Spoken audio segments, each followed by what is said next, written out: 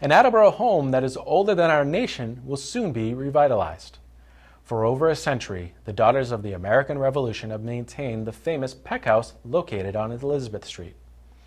The 291-year-old building has needed many repairs over the years, but funding has often been scarce. The Daughters of the American Revolution were recently successful in receiving a grant from the National DAR organization. The money will go towards replacing the home's old, non-functioning windows with new, functional, and historically accurate reproductions. To find out more about the project, we spoke with DAR member Linda Weston. Hi, my name is Linda Weston, and I'm a member of the Attleboro chapter Daughters of the American Revolution. In order to become a daughter, you must prove your lineage with documentation back to a patriot of the Revolutionary War. This house was built in 1723, actually down on County Street near Capron Park in Attleboro. The Peck family had a farm across the street where CVS now is, and they were outgrowing their little house, and they purchased this home and had it moved and attached to their home.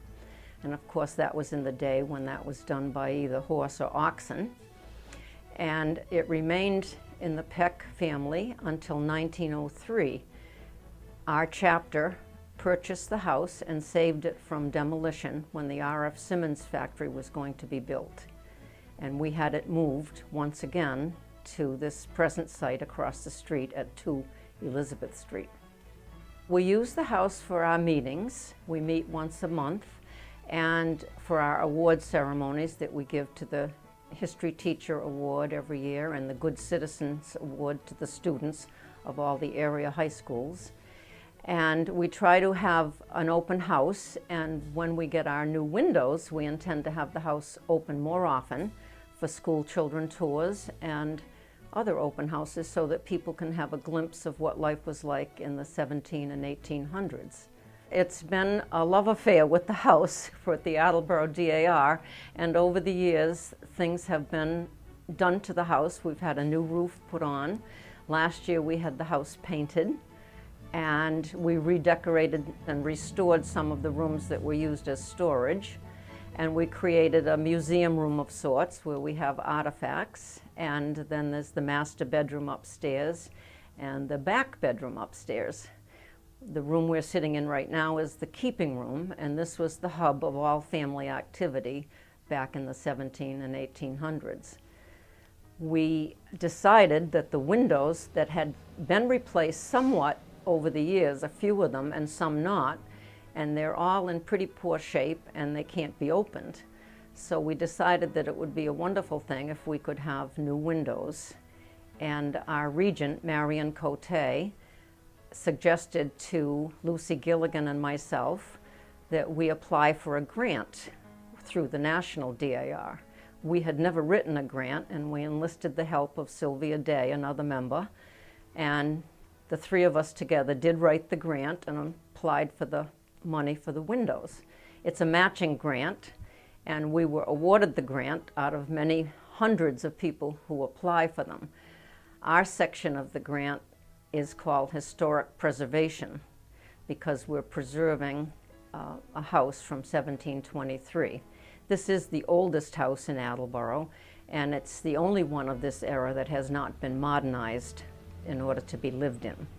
We had a gentleman come from a company called Bristol Fenestrations, and he is a window and door expert, and he advised us what could and could not be done with the windows.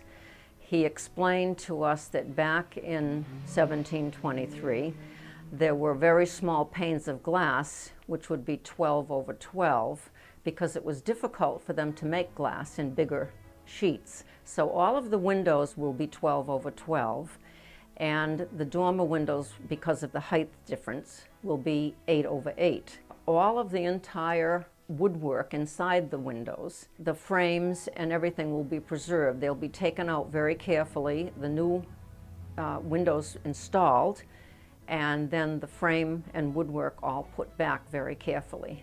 Each window will be painted white on the outside, and each room will have its own color to match the woodwork that we presently have in the room. All of the colors in the house are old colors, copies of old colors. We are losing structures like this all of the time, and there are not too many left from this era. This is one of the few houses, I think, probably in New England that's pretty much intact the way it was with no changes. The local chapter, our chapter, has 63 members, and we're always looking for more. We accept artifacts and or furnishings that can be showcased in the house from the 17 and 1800s especially. We would like school children and people who are interested in history to come and view the house and see what it's like. Architects have come in and been amazed at what was done in this house in a day when there were no modern tools. And we just think it's very, very important, and we intend to keep the house for a good long time.